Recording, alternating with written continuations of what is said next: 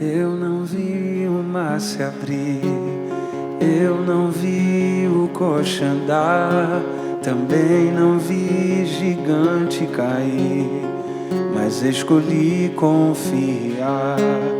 Eu não vi Jesus ressuscitar, também não vi o pão multiplicar, mas pela fé que o justo viverá.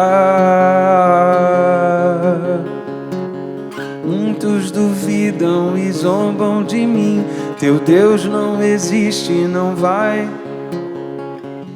mas isso não vai me abalar, pois a fé não consiste no que posso ver, mas crer que o impossível vai acontecer.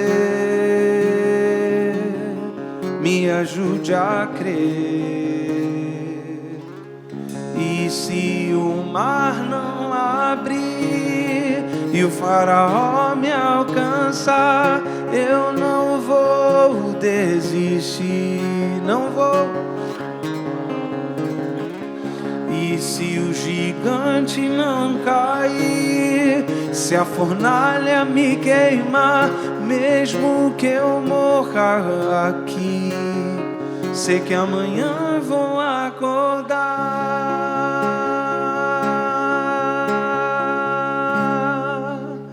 Amém? Porque a morte não tem mais a última palavra. Ainda bem, né? Essa última música.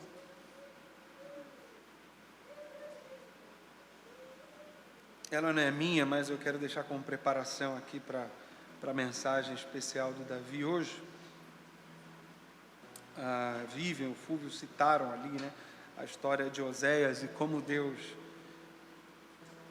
usou ali a sua experiência para falar do seu amor por Israel.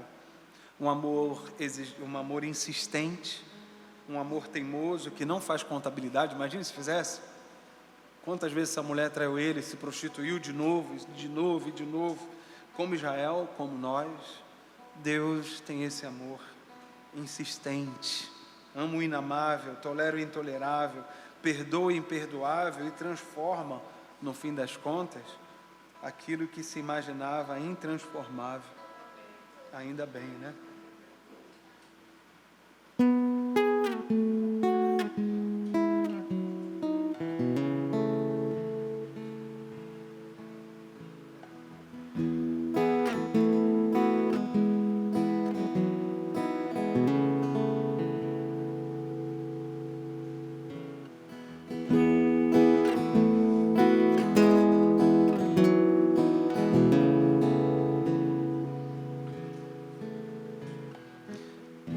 Te comprei, te amei, te acolhi,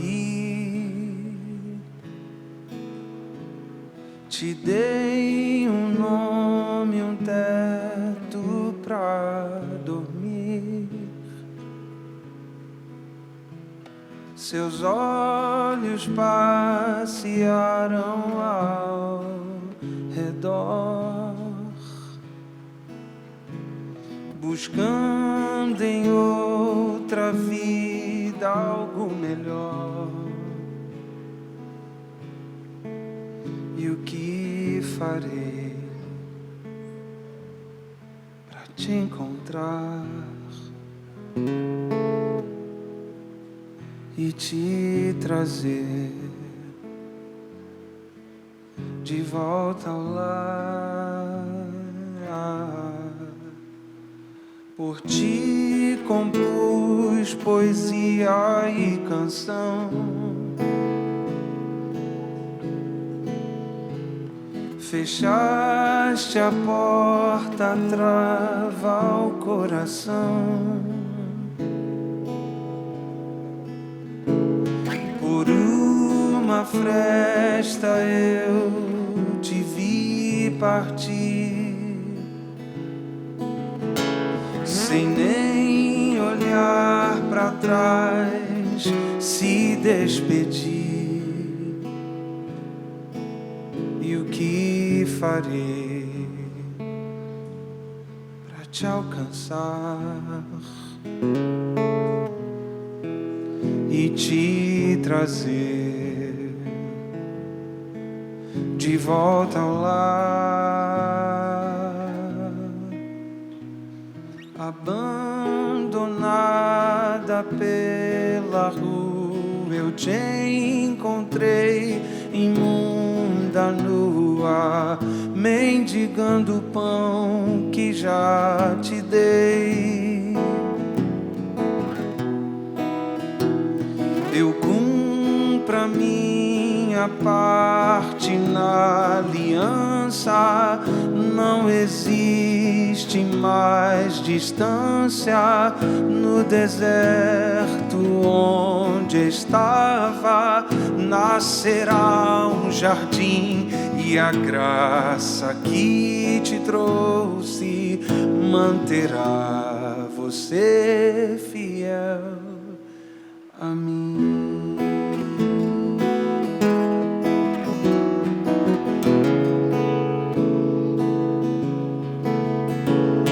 Por ti compus poesia e canção. Fechaste a porta, trava o coração. Por uma fresta eu te vi partir, sem nem olhar para trás, se despedir. E o que farei para te alcançar e te trazer de volta ao lar?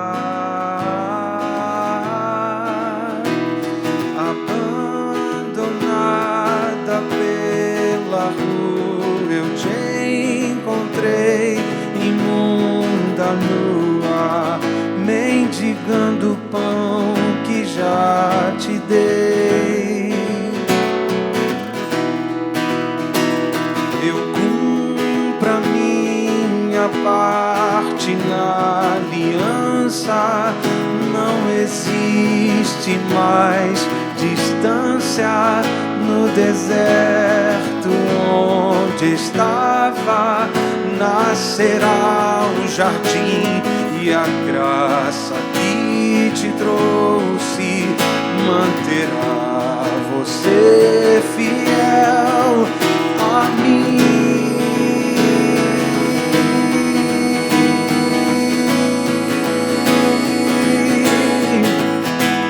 Oh, oh, oh, oh,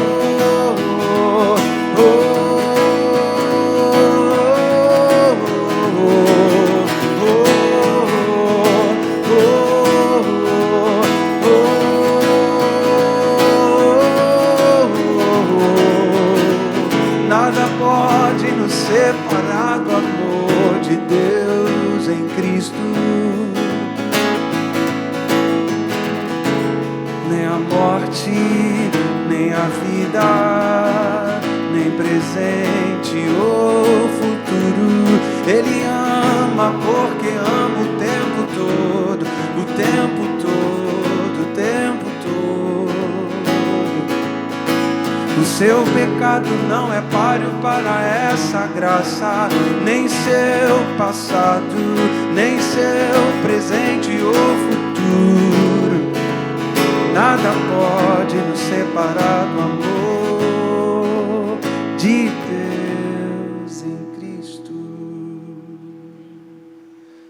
Eu cumpro a minha parte na aliança, não existe mais distância. No deserto onde estava, nascerá um jardim, e a graça que te trouxe manterá você fiel. E a graça que te trouxe manterá você fiel a mim.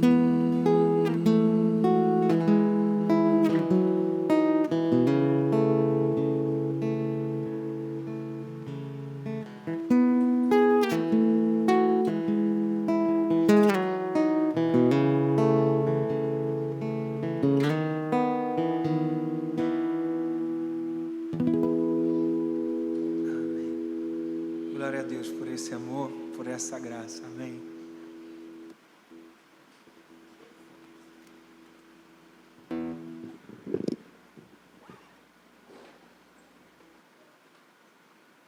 Obrigado, Jefferson, mais uma vez. Muita gratidão. Já estou com 45, daqui a pouco 60. O tempo vai passando, as coisas vão se repetindo, e cada repetição dos fatos ou dos eventos, você vai vendo esse período que a gente chama de tempo passar cada vez mais rápido, depressa. Daqui a pouco, por exemplo, quando você alcança os seus primeiros 10 anos de vida, é uma eternidade.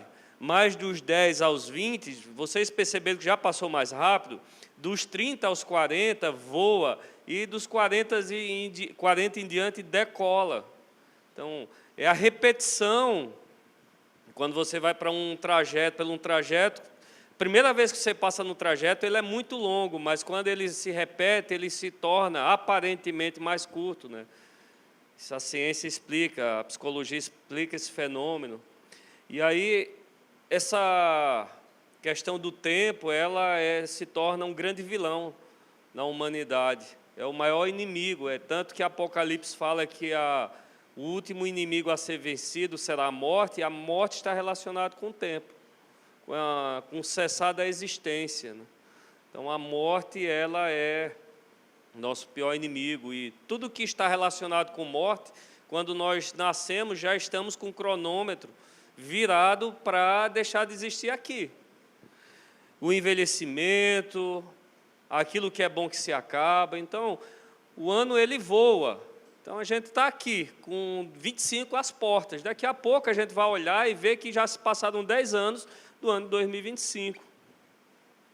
E esse tempo, esse dilema de recomeço, de começar, de ter o cronômetro zerado, isso é muito bom, dependendo da como é a tua situação. Por exemplo, quando a gente recomeça algo, tem a oportunidade de zerar.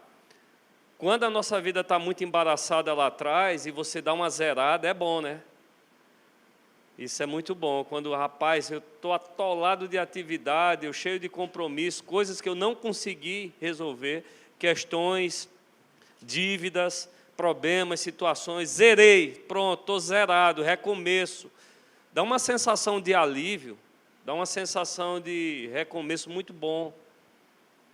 Quando a gente carrega um bocado de culpa. E por que eu estou falando isso? Porque a gente vai, nessa manhã, analisar do ponto de vista aqui do lance, do chamado de Pedro, porque a gente começa hoje uma série de discípulos. Durante esse mês de janeiro, nós estaremos abordando algumas experiências de homens que foram chamados a viver o discipulado, a influência com Cristo. E hoje a gente vai começar com Pedro. Bateu assim, deu casado aqui com lições da Bíblia, não foi? Foi uma coincidência. Eu nem estudei a lição essa semana, eu estava conversando ontem com Vívia. E aí, Vívia, a lição amanhã, como é que vai ser? Ela disse, vou falar sobre a nova oportunidade de Pedro. Eu disse, olha, passa rápido nisso aí, deixa para eu ficar com essa parte aí, porque eu vou estar pregando sobre esse evento. E eu escolhi aqui 4 eventos bastante conhecidos, assim, 4 momentos que Jesus teve com Pedro, que é conhecido demais. Teve muitos outros, mas os mais conhecidos eu gostaria de mencionar aqui nessa manhã. E vai ser dividido em 4 etapas. A primeira, o chamado de Pedro, que é bem detalhado lá no livro de Lucas. Lucas, ele detalhou mais. Mateus, ele passa muito rápido, mas Lucas, ele fez alguns detalhes que vale a pena a gente destacar. Se você tiver com sua Bíblia, tiver vontade de acompanhar, abra Lucas 5, mas caso contrário, acompanhe minha leitura, porque como a minha versão aqui é atualizada e contextualizada, a NVT, talvez vá dar muita divergência e você vai ficar confuso aí na leitura. Mas acompanhe comigo. Ó. Estando Jesus à beira do lago de Genezaré, o Mar da Galileia conhecido, né? Teve vários eventos lá. Grande multidões se apartavam em volta dele, se apertavam em volta dele para ouvir a palavra de Deus. Eles queriam ouvir a palavra de Deus que saía da boca de Deus, do próprio Jesus. A palavra de Deus ali era a voz de Jesus falando para eles. Ele notou que junto à praia havia 2 barcos vazios e que havia sido deixado por alguns pescadores que estavam ali lavando suas redes.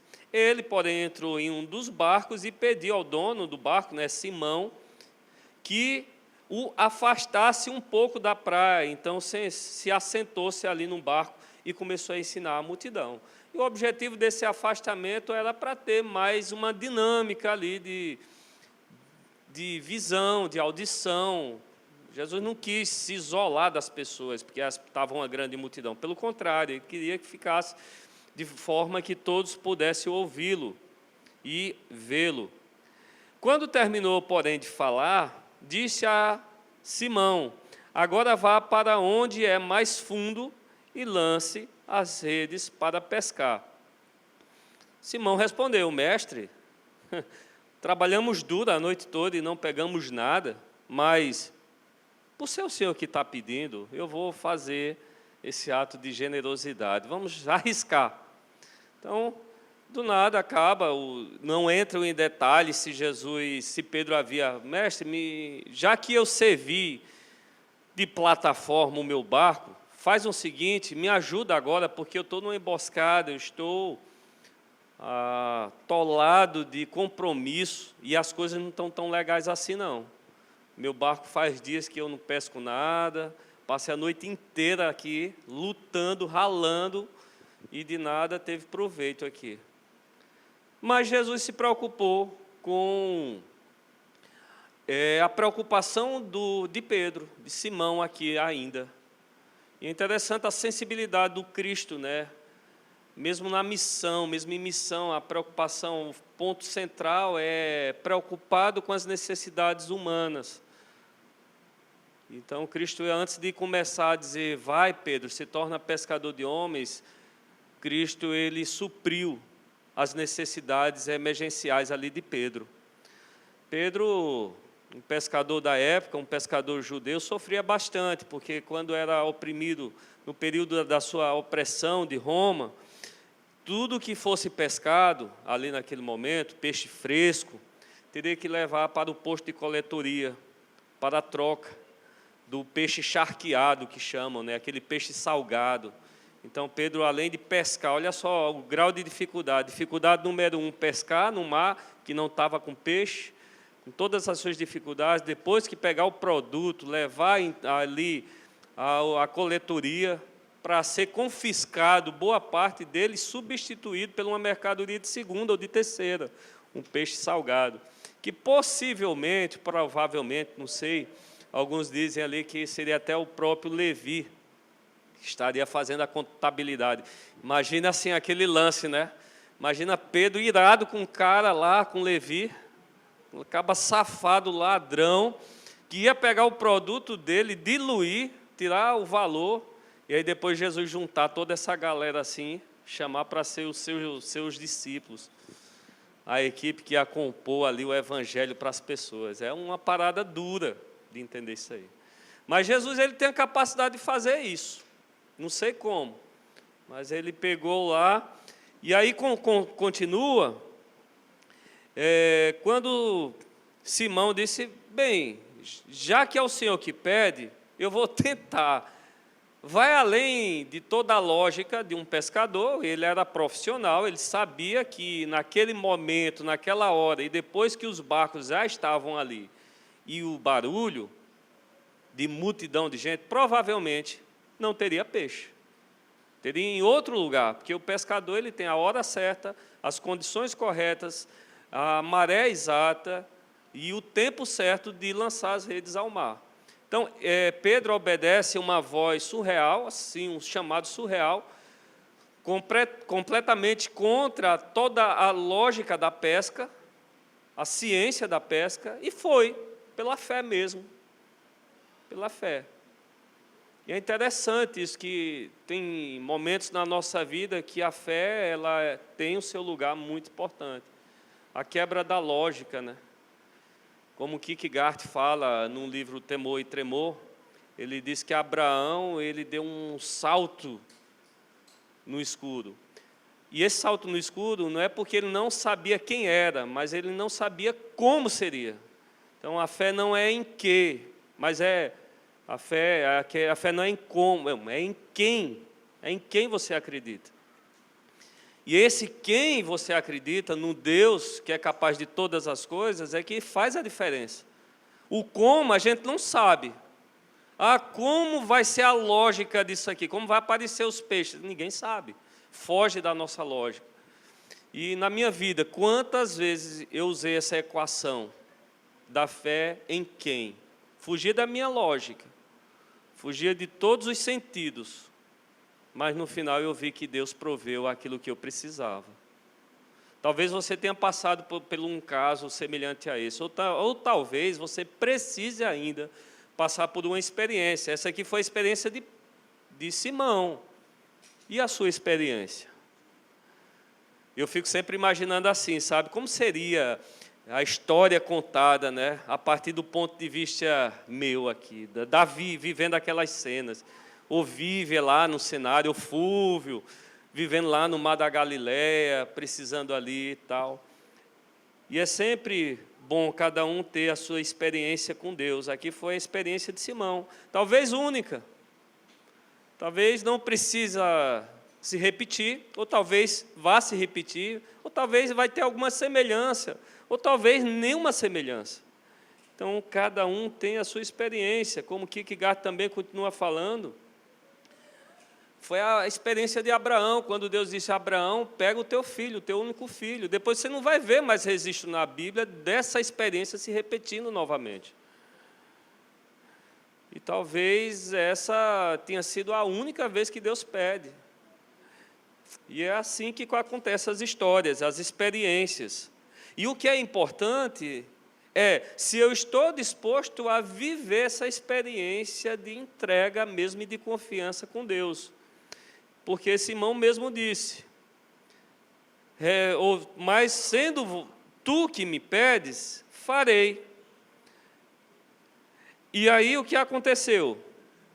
Pedro lança a rede conforme a palavra que Jesus tinha proferido, e quando ele joga a rede, ele ficou tão perplexo naquilo que ele estava vendo, porque as redes estavam cheias. Ele pede auxílio, ele pede ajuda aos seus colegas que estavam lá, e diz, venham cá, porque as redes estão tão cheias que o barco pode afundar.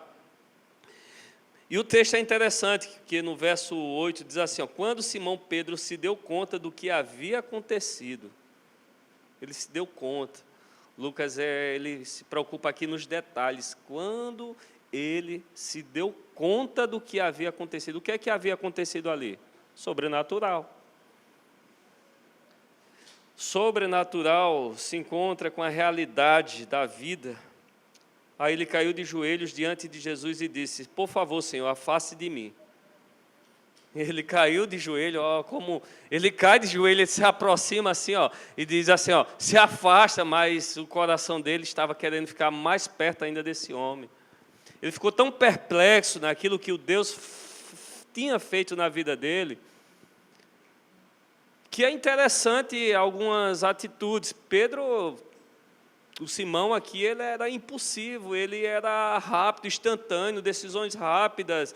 Ele parece que não calculava muito suas ações, suas atitudes, e logo ele lançava o que estava no sentimento. E aí ele lá abandona tudo mesmo, não está nem aí, se joga de joelho e diz assim, Senhor, afaste-te de mim, porque eu sou pecador. E esse chamado, esse chamado aqui, que traz aqui uma confissão profunda, né? Ele reconhece a sua insuficiência. Pedro reconhece como ele é pecador. E nesse chamado a gente pode entender que o Evangelho ele proporciona isso na sua vida. Alguns dizem que Lutero usava essa frase, é muito conhecida, é usada hoje em dia, que o Evangelho é um mendigo dizendo para o outro aonde encontrar o pão.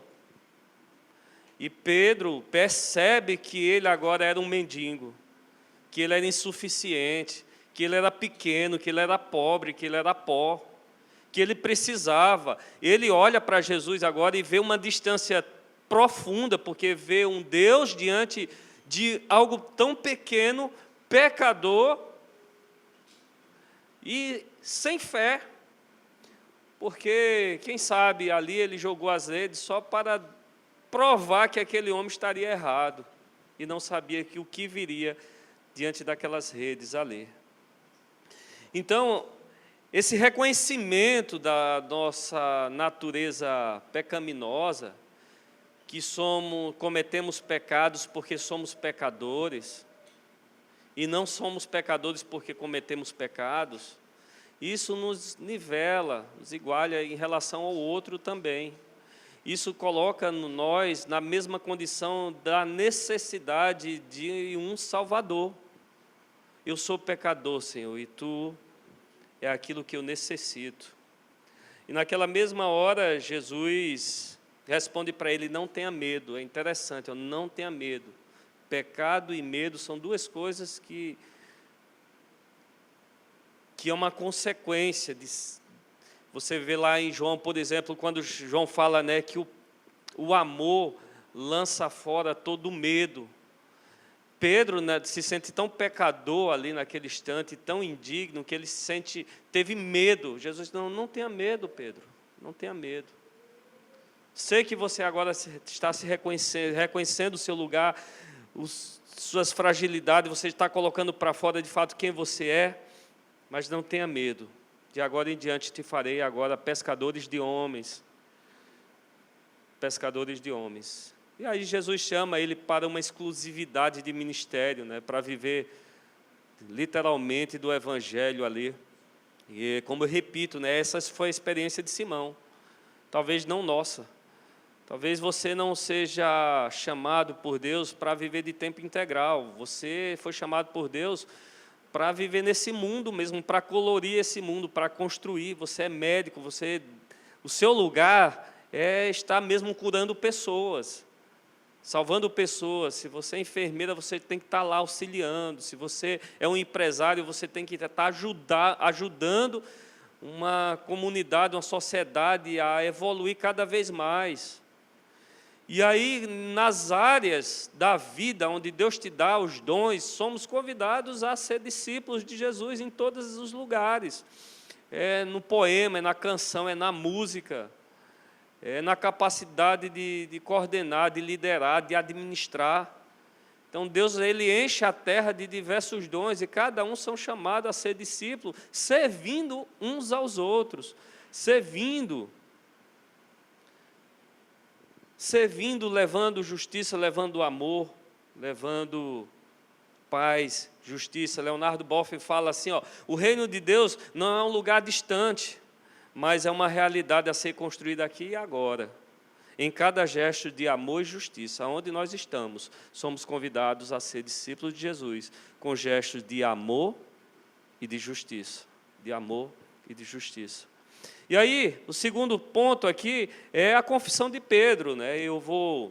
Mateus capítulo 16, fala justamente lá, quando Jesus chama todos e diz: o que dizem por aí que eu sou? Aí, as pessoas começaram, uns dizem que tu é Elias, outros João Batista.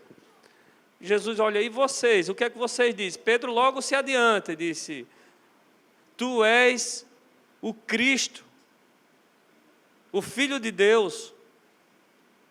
E aí Jesus olha para Pedro e diz assim: Pedro, muito bem, Pedro, mandastes bem agora, porque quem revelou essas coisas para você não foi homens, e sim Deus. Aí ele até diz: Simão, agora teu nome será Pedro. Tu serás Pedro, e sobre esta pedra, sobre essa afirmação, você vai fundar a minha igreja. Então Pedro agora, ele manda bem, falando das coisas de Deus, entendendo os propósitos de Deus, e Pedro agora declara: tu és o eterno, está fora da categoria de tudo que se vê por aqui. Tu és o eterno, o que sempre foi, o que sempre existiu, o que todas as coisas foram feitas por suas mãos. E é linda essa confissão de Pedro. ele coloca ali o Cristo como sendo o tudo na sua vida. Ele tinha tido uns lapsos de entendimento, de lucidez, que ele compreendeu a vontade de Deus naquele momento. E o que vai acontecer agora é o interessante, que mostra a naturalidade do ser humano que é discípulo de Deus, de Cristo, dos altos e baixos da vida, que acerta e que erra. E o texto continua dizendo que Jesus vai anunciar agora sua ida a Jerusalém, e o que ia acontecer a partir de Jerusalém. Pedro diz o quê? Não, Senhor, jamais, jamais, não precisa. Que ideia, um Deus que vai morrer? Não, Senhor, não precisa morrer. Não vá para Jerusalém, não desça, não se entregue em sacrifício. E aí, Jesus fala, afasta daqui, com essa tua filosofia, com tua ideia, porque não cogitas das coisas de Deus, não procede. E aí é o Pedro, vacilão, que escreve as cartas, que escreve os livros, que escreve o Evangelho, que o próprio Jesus repudia seu gesto egoísta, sua atitude aqui. E esse é o discípulo, o retrato de um discípulo humano de Cristo. Alguém que acerta, alguém que erra. E é importante a gente entender isso aqui, porque a ideia de discípulo nos dias atuais, ela é muito confusa, porque entendemos discípulo, discipulado, discípulo de Jesus, alguém muito diferente da realidade nossa. Alguém muito diferente da gente, parece que alguém que tem uma impecabilidade muito boa, alguém que não tem pecado, alguém que sempre acerta, alguém que sempre fala tudo certinho. Quando vai aqui na frente que fala bobagem, porque eu posso falar um bocado de coisas bobas aqui na frente. Por quê? É o retrato do discípulo de Jesus. Posso acertar? Posso acertar. Posso errar pra caramba. E eu erro muito. Você também. Então, nessa caminhada de sermos discípulos de Jesus, de sermos convidados a ceia, aquele mendigo mostrando a outro mendigo onde encontrar o pão, né? Que eu gosto muito dessa frase. Nós temos acertos e erros, acertamos e erramos. E aí depois que Pedro confessa, né, a confissão de Pedro, quando Jesus coloca ali, muito bem, Pedro, você acertou, é isso mesmo, você falasse das coisas de Deus, sobre essa verdade, sobre essa afirmação, você vai fundar a minha comunidade, a minha igreja, sobre essa verdade, exaltando que o Cristo é Deus. As portas da morte, do inferno, não vão prevalecer sobre ela. Você vai fundar a minha igreja. E aí a história continua, nos altos e baixos de Pedro. Aí você vai ver vários lances de Pedro. A hora Pedro caminha sobre as águas, a hora Pedro afunda. Várias experiências. A hora Pedro fica com raiva porque Jesus cura lá. A hora ele chama também para fazer parte daqueles. E nesses altos e baixos, quando Jesus vai chegando já no final, quando anuncia que vai ter que ser entregue e tal, Pedro... Jamais, Senhor.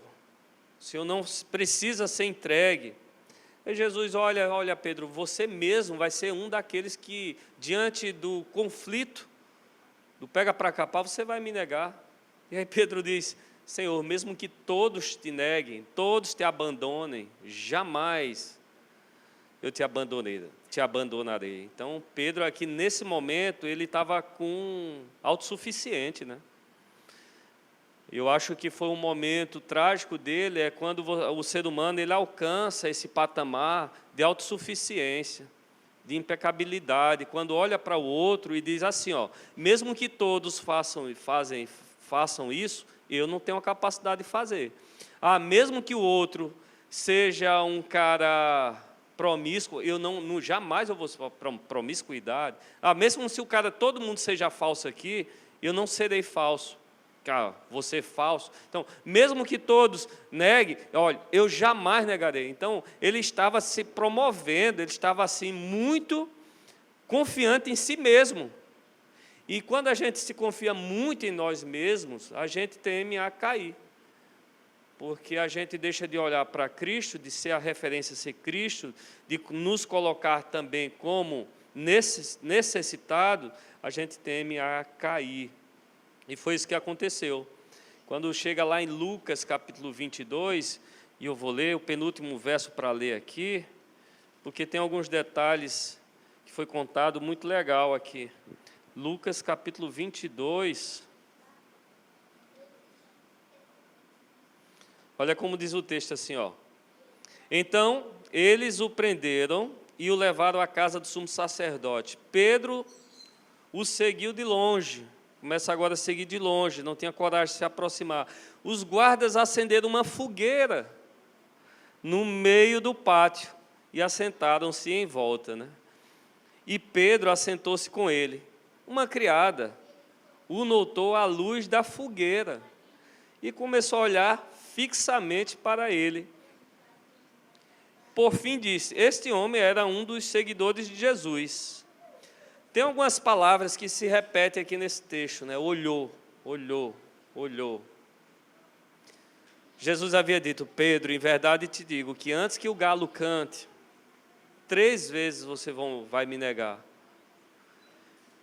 E ele achou que não iria negar Jesus. Mas quando as coisas se fecharam ali, quando o negócio ficou pesado, o Cristo dos milagres estava algemado, ele não conseguiu ter fé ou força suficiente para dizer, ele está comigo, ele é um dos meus, e dar aquele apoio, mas ele o seguiu de longe. E no meio daquele braseiro, que refletia a face de cada um, o texto diz que a criada olhou firmemente nos olhos de Pedro, e Pedro negou. Novamente, outra pessoa, novamente, pouco depois, um homem agora olhou para ele e disse, você também é um deles. E Pedro de novo disse, não sou. Cerca de 1 hora mais tarde, outro homem afirmou, com certeza, esse aí também estava com ele, pois também é galileu. Pedro respondeu, homem, eu não sei do que você está falando. E aí, no mesmo instante, o galo cantou. Então, o Senhor se